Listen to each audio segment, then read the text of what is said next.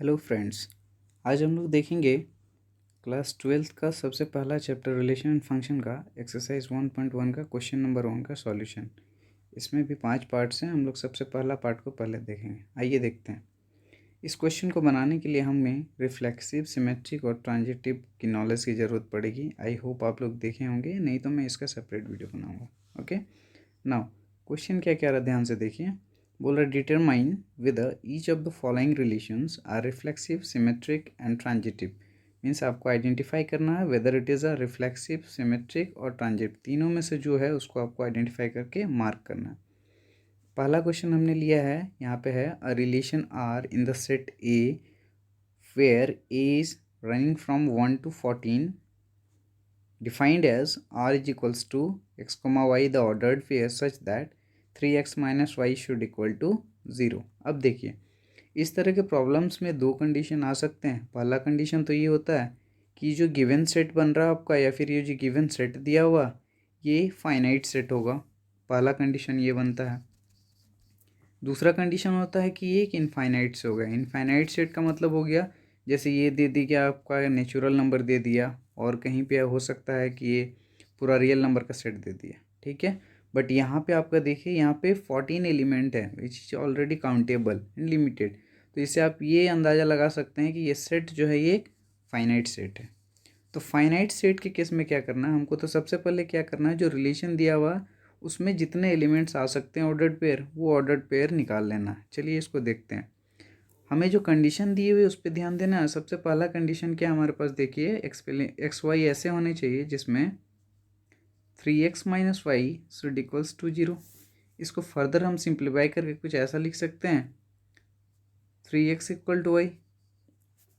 अब एक चीज़ ध्यान दीजिएगा, यहाँ पे x और y का जो डोमेन होगा, x और y का, वो ऑलवेज इस सेट से बिलोंग करना चाहिए। मीन्स x और y का वैल्यू इस सेट से बाहर नहीं होना चाहिए जो आपका सेट दिया हुआ है, क्योंकि ये रिलेशन एक्स वाई में बिलोंग कर रहा है और ऑलरेडी ये रिलेशन डिफाइन है इस सेट में।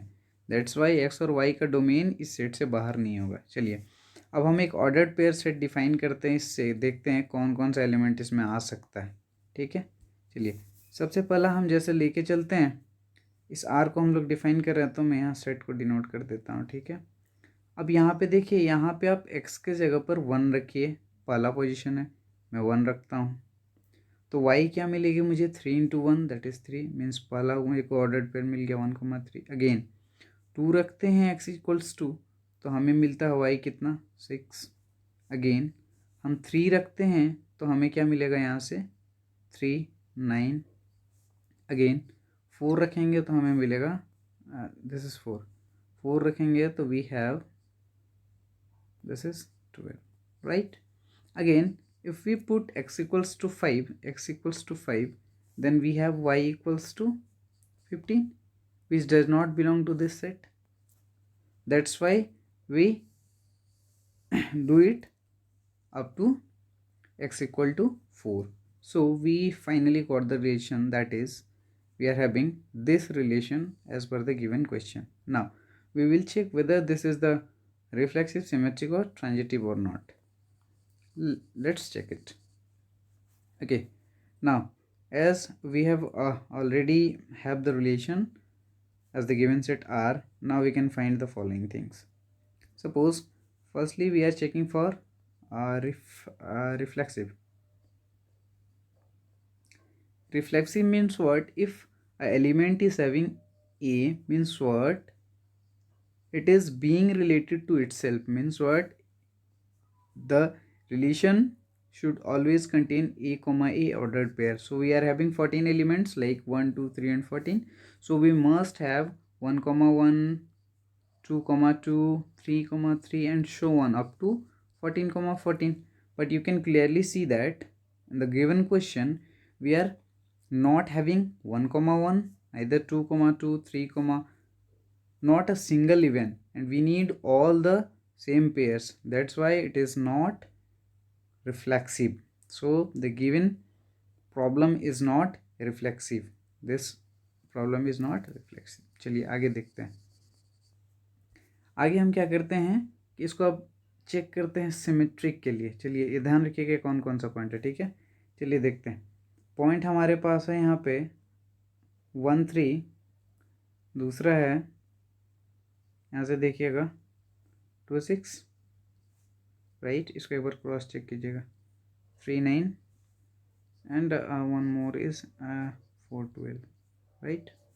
Now for symmetricity we can clearly see that if we are taking 1 3, suppose take an element 1 3, this belongs to R, but whether 3 R जो 3 1 जो है, क्या ये R से बिलोंग कर रहा है? 1 3 तो यहाँ पे है, बट 3 1 है क्या यहाँ पे? किसी में भी नहीं है, मीन्स ये यहाँ से बिलोंग नहीं करेगा। दैट्स वाई ये जो होगा ये भी होगा आपका नॉट सिमेट्रिक, राइट। अब ये दूसरा प्रॉपर्टी भी हमको पता चल गया। अब हम चेक कर लेते हैं एक बार ट्रांजिटिव के लिए कि क्या ये ट्रांजिटिव है कि नहीं। ट्रांजिटिव में हम लोग क्या करते हैं कि कोई एक ऑर्डर्ड पेयर रिलेटेड है दूसरे से, मीन्स वर्ड जैसे हम लोग देखते थे ना, कोई मैट्रिक्स मल्टीप्लाई करते हैं तो पहला का ऑर्डर मान लीजिए 1 × 2 है तो दूसरा का 2 × 1 ही होना चाहिए, ऐसा होता था। मीन्स ये दोनों लिंक होगा। तो कोई दो ऑर्डर्ड पेयर लिंक होगा, सपोज ए बी रिलेटेड है और इसके जस्ट बाद बी सी रिलेटेड है, तो हम क्या करते थे, एक कॉमन एलिमेंट मिला तो इससे हम एक कंक्लूजन निकालते थे कि ए सी जो होगा वो रिलेटेड होगा, राइट। तो हम लोग देखते हैं यहाँ पे क्या हमको ऐसा कोई ऑर्डर्ड पेयर मिल रहा है क्या। सपोज हम देखते हैं यहाँ पे 1 3, चलिए 1 3 वेरी गुड हमारे पास है, 1 3 एक एलिमेंट है। अब 3 से स्टार्ट होने वाला कोई हमको चाहिए, तो यहाँ देखिए 3 9 भी है। अब एक रिलेशन तो हमको ऑर्डर्ड पेयर का मिल गया। अब देखिए क्या 1 9 है क्या? 1 9 इस सेट से बिलोंग कर रहा है? नहीं, 1 9 does not belongs to R. That's why ये सेट जो होगा ये नॉट ट्रांजिटिव होगा, ये ट्रांजिटिव ही नहीं होगा, right. I hope you guys got it. So the final conclusion is the given problem is neither reflexive comma symmetric nor transitive. Thank you.